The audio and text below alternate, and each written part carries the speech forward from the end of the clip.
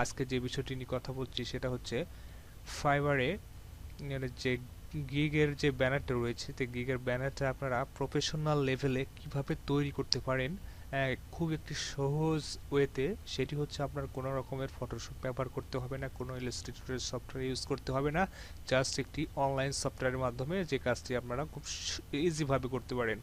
তো এই কাজটি করার জন্য আমাদের একটি ওয়েবসাইটে যেতে হবে। তো ওই ওয়েবসাইটটির নাম হচ্ছে canva.com। তো আমরা এখন canva.com-এ যাব। canva.com-এ যাওয়ার আগে আমাদের একটি ফাইবারের গিগ দেখে আসতে হবে। আর ফাইবারের গিগের যে সাইজটা, এটা আমাদেরকে অবশ্যই জানতে হবে। তাছাড়া কিন্তু এই সাইজটা না জানলে আপনি যদি যে কোনো সাইজে ব্যানারটি তৈরি করেন তাহলে কিন্তু এই ব্যানারটি কিন্তু অ্যাডজাস্ট হবে না। এর জন্য অবশ্যই আমাদেরকে আমাদের যে ফাইবারের গিগগুলো রয়েছে, আমরা ফাইবার থেকে একটু ঘুরে আসি। তো চলুন আমরা চলে যাই আমাদের ফাইবারে। তো আমি আমার ফাইবারের চলে আসলাম। ফাইবার থেকে দেখে নিচ্ছি, এখানে দেখতে পাচ্ছেন অনেকগুলো ব্যানার। এরা কিভাবে তৈরি করছে ব্যানারগুলো। তো এই ব্যানারগুলোকে যদি আমরা একটু অ্যানালাইসিস করি তাহলে কিন্তু বিষয়টা আমরা ক্লিয়ার হব। তো এখানে দেখেন কিভাবে সব তৈরি করেছে। এরা যে যার মতো ডিজাইন করেছে। তো আপনি আপনার মতো ডিজাইন করতে পারবেন ইজিভাবে। এরা যে রকমভাবে যে কোয়ালিটিতে করছে, আপনি এর চাইতে ভালো মানের ভালো কোয়ালিটির একটি ব্যানার তৈরি করতে পারেন এই canva.com এর মাধ্যমে। তো এই ক্ষেত্রে আপনাকে এখানে অনেকগুলো ব্যানার আছে, এখান থেকে আপনি আইডিয়া নেবেন। আইডিয়া নেওয়ার পরে আপনি চলে যাবেন হচ্ছে ক্যানভাতে। অথবা আপনি আরেকটা কাজ করতে পারেন, আপনি একটু দেখার পরে আপনি যদি সাইজটা না জানেন তাহলে সাইজটা কীভাবে পাবেন। তো সাইজটা জানার জন্য আপনাকে গুগলে যেতে হবে। গুগল থেকে আপনি সার্চ করবেন ফাইবার ফাইবার ব্যানার সাইজ।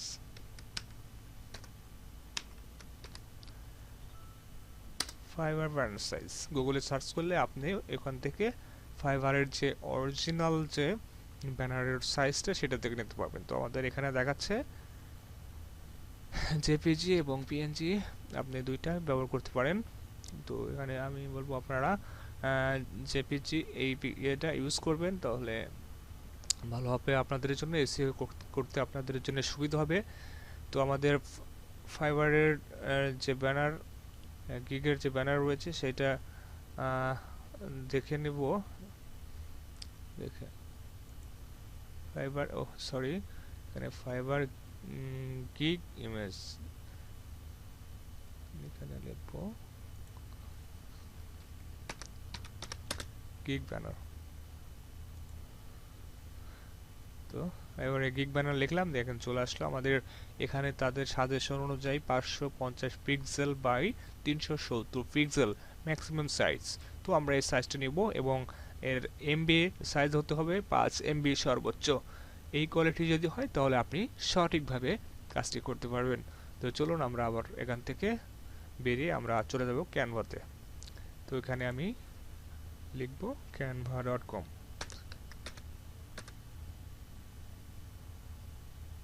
চলে আসছে, এই যে আমাদের সাজেশন দেখাচ্ছে। তো আমি এখানে ক্লিক করলাম। আর ক্যানভাতে গেলে অবশ্যই আপনাদেরকে লগ ইন করে নিতে হবে। লগ ইন না করলে কিন্তু আপনি ঢুকতে পারবেন না। আমার অলরেডি লগ ইন করা আছে, এই জন্য আমি এখানে লগ ইন করার সাথে সাথে আমাকে যে তাদের মূল পেজ আছে সেই মূল পেজে নিয়ে যাবে। তো রিডাইরেক্ট করে আমাকে ওই পেজে নিয়ে যাবে। আপনারা যদি সাইন ইন করা না থাকে অবশ্যই আপনি একটি জিমেইল ব্যবহার করে আপনার যে ক্যানভাটা ওখানে লগ ইন করে নেবেন, তাহলে আপনি ইজিভাবে কাজ করতে পারবেন। তো এটাকে আমি লগ ইন করা ছিলাম, আর লগ ইন করার দরকার নেই এই মুহূর্তে। তো আমাকে সরাসরি তাদের মূল পেজে নিয়ে আসছে। তো এখানে দেখতে পাচ্ছেন সেটিং, তারপরে এখানে সার্চ করতে পারেন আপনি কি বিষয়ে। এখানে যদি আপনি বিভিন্ন ধরনের লগো আছে, ফাইবার গিগ ব্যানার রয়েছে, ফেসবুক শপি লগো রয়েছে, সব ধরনের লগো এখানে যদি আপনি সার্চ করেন পেয়ে যাবেন। এখানে সার্চ করলে পেয়ে যাবেন। তারপরে এখানে দেখেন কিছু টুলস রয়েছে, হোম রয়েছে, টেমপ্লেট রয়েছে, আর তারপরে কিছু অপশন রয়েছে। তো আমি এখান থেকে সরাসরি আপনারা সরাসরি হোমে যাবেন, অথবা ক্রিয়েটিভ ডিজাইন দিয়ে আপনি পিক্সেল সেট আপ করতে পারেন। আর এখানে আমার যে অল ইওর ডিজাইন, মানে এখানে আমার ডিজাইন করা ছিল আগে, যে সেই ডিজাইনগুলো দেখবে অল ইওর ডিজাইন, মানে এখানে আমার যে ডিজাইনগুলো করা ছিল সেটা দেখাচ্ছে। তো আমি এখান থেকে ক্রিয়েটিভ ডিজাইনে ক্লিক করব। করার পরে এখানে কাস্টম ডাইমেনশন দেখতে পাচ্ছেন, এখানে আমি ক্লিক করব। তো এখানে ক্লিক করার পর আমরা যে সাইজটা ছিল আমি সেই সাইজটা আমি সিলেক্ট করে দিচ্ছি। আমাদের এই গিগের ব্যানারটার সাইজ হচ্ছে 550 পিক্সেল বাই 370 পিক্সেল। যে 70 পিক্সেল দিয়ে আমি ক্রিয়েট ডিজাইনে ক্লিক করলাম।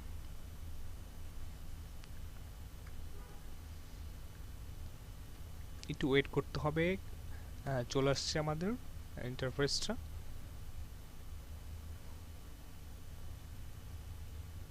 তো নেটওয়ার্ক যদি একটু স্লো থাকে এই জন্য হয়তো একটু দেরি হচ্ছে। আপনাদের নেটওয়ার্ক যদি বেশি ফাস্ট থাকে অবশ্যই ফাস্ট আসবে, সেই জন্য কোনো রকমের টেনশন করবেন না। তো যাই হোক, আমাদের ইন্টারফেসটা চলে আসছে ক্যানভার।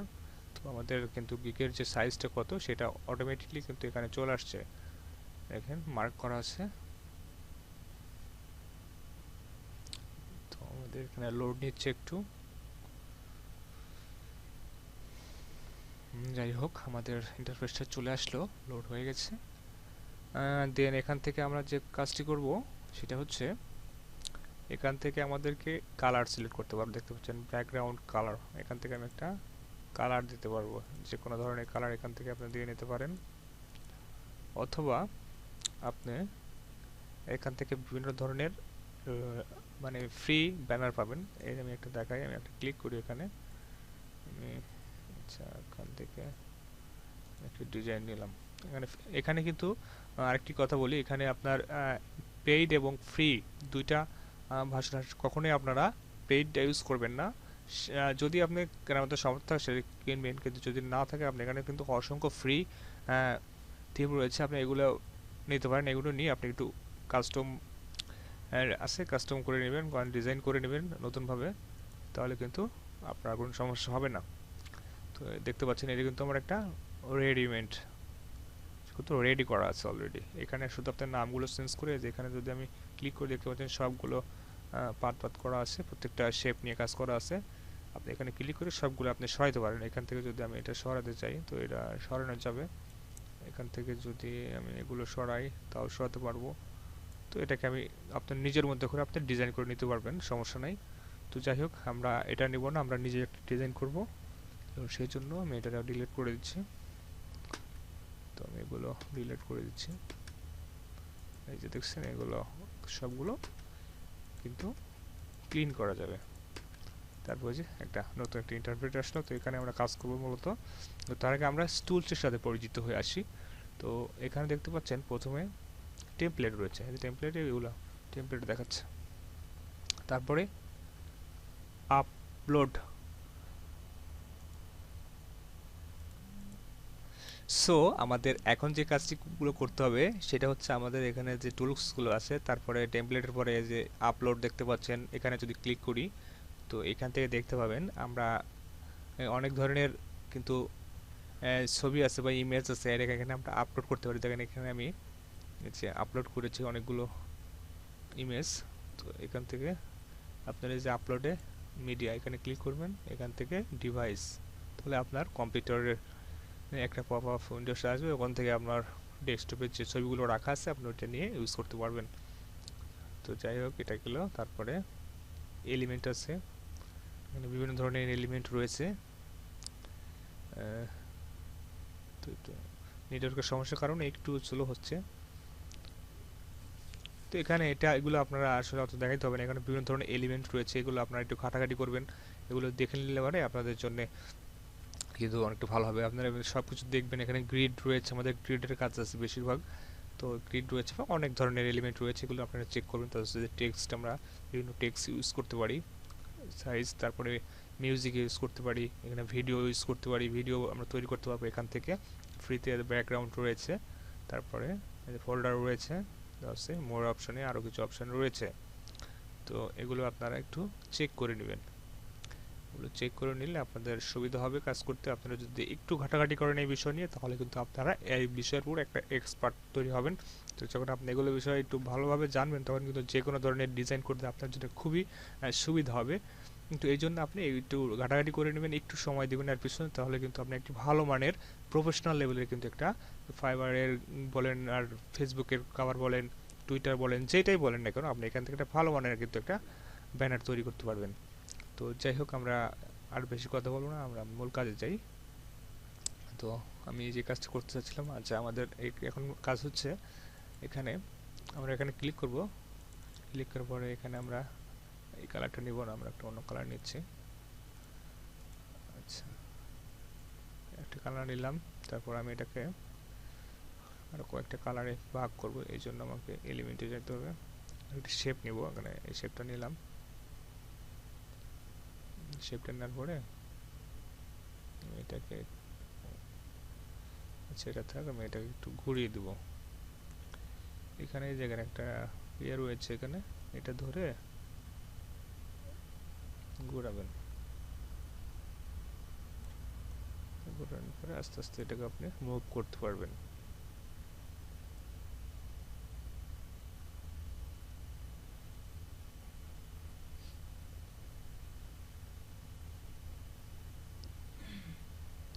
আচ্ছা মুভ হচ্ছে,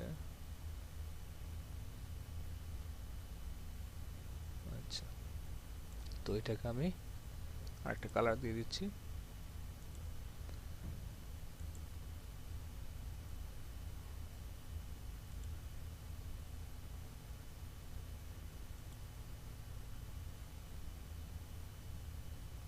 এটাকে আমি আরেকটা কালার দিলাম, তো এই কালারটা আমি দিলাম, তো দেখলেন এটা কিন্তু আরেকটা কালার দিয়ে দিলাম। আপনি আরও আরও বিভিন্ন ধরনের শেপ রয়েছে, আপনি এগুলো ইউজ করতে পারেন। ধরেন আমি এই শেপ, আচ্ছা সাপোজ আমি এই শেপটা ইউজ করবো, এখান থেকে এখানে নিয়ে আসবো।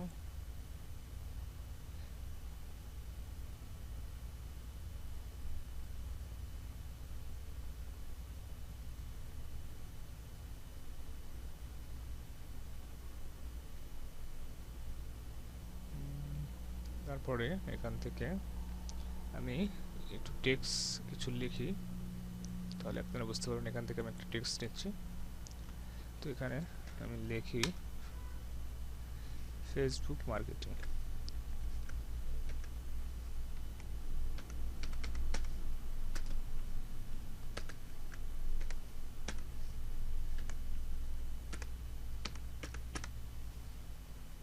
ফেসবুক মার্কেটিং লিখলাম। এটা লেখার পরে এটাকে আমি একটু টেনে উপরে নিচ্ছি, এটাকে একটু বড় করব। এটাকে আমি এখান থেকে ধরে এখানে একটু বড় করে দিচ্ছি সাইজটা।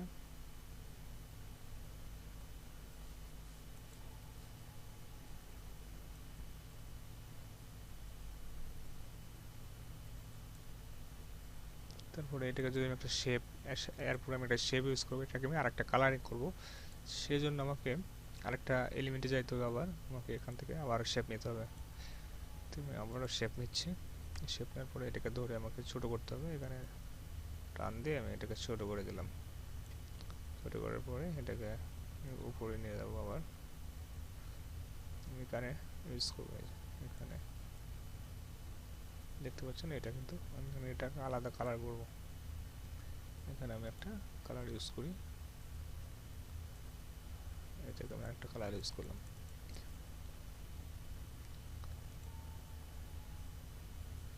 এটাকে আমি একটা কালার করলাম।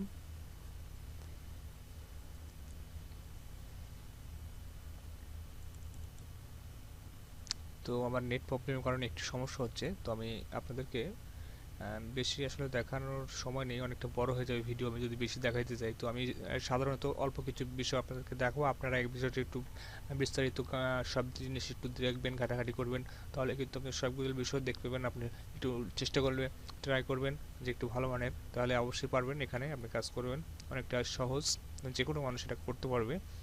যদি আপনার যে কোনো ধরনের কম্পিউটার সম্পর্কে ধারণা থাকে, তার যে কোনো সমস্যা হবে না কাজটি করতে, অনেকটাই ইজি।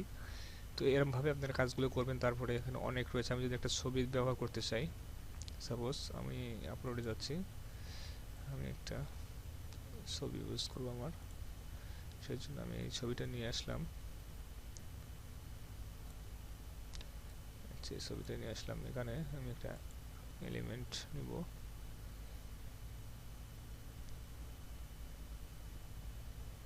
আমি এই শেপটা নিয়ে আসি, ফ্রেম শেপ। আচ্ছা এটা নিয়ে আসলাম,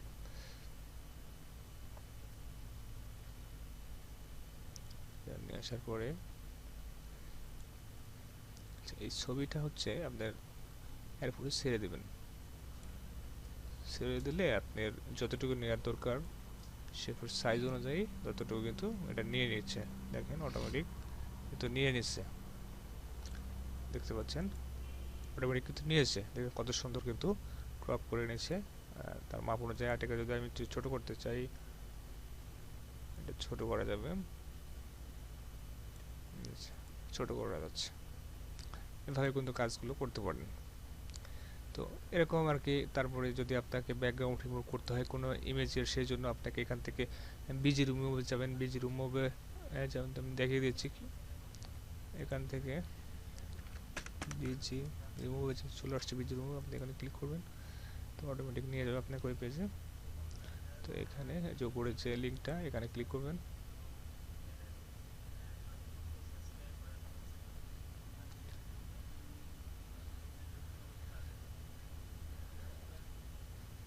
তো যাই হোক, আমরা এখানে চলে আসলাম বিজি রিমুভে। তো এখানে এসে এখানে আপলোড একটা বাটন দেখতে পাবেন, এই যে এখান থেকে আপনার যে কোনো ইমেজ সিলেক্ট করলে কিন্তু আপনি অটোমেটিক কাজগুলো করতে পারবেন। তো এটা আমি আরেকটা ভিডিও দেখাবো কীভাবে বিজি রিমুভ করবেন। বিজির মাধ্যমে বিভিন্ন ব্যাকগ্রাউন্ড ইমেজ এডিট করবেন, সেগুলো বিষয়ে আমি বিস্তারিত দেখাবো। তো আমি দেখিয়ে দিলাম, আপনি এটার মাধ্যমে আপনি ঘাটাঘাটি করলে বুঝতে পারেন, সিম্পল বিষয়। তো যাই হোক, এটার মাধ্যমে কাজ করবেন। তারপরে আরেকটা রয়েছে, আপনার বিভিন্ন টেক্সটের যদি ডিজাইন করতে চান, সেক্ষেত্রে আপনি 3D টেক্সট এই নামের একটা ওয়েবসাইট আছে, ওখান থেকে আপনার টেক্সটগুলো 3D ভাবে ডিজাইন করে নিয়ে আসতে পারবেন।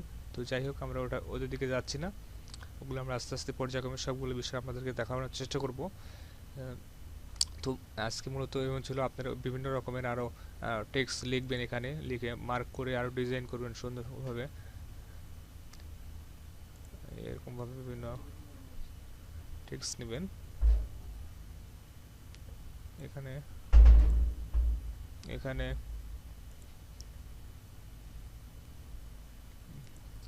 টেক্সট নেবেন। এরকমভাবে অনেকগুলো টেক্সট নেওয়ার পরে যখন আপনারা অনেক বিভিন্ন পয়েন্ট লিখবেন, এভাবে ঠিক করে দেবেন। দেওয়ার পরে এগুলো সব কিছু পয়েন্ট আকারে আরও সুন্দরভাবে ডিজাইন করে তারপরে এটাকে এখান থেকে যে ডাউনলোড, এখানে ডাউনলোডে ক্লিক করবেন। ডাউনলোডে ক্লিক করার পরে যেখানে পিএনজি আছে, এখান থেকে আপনি পিএনজি অথবা আপনি জেপিজি, আপনি পিডিএফ সব ফাইল করতে পারেন। করার পরে এখানে ডাউনলোডে ক্লিক করবেন।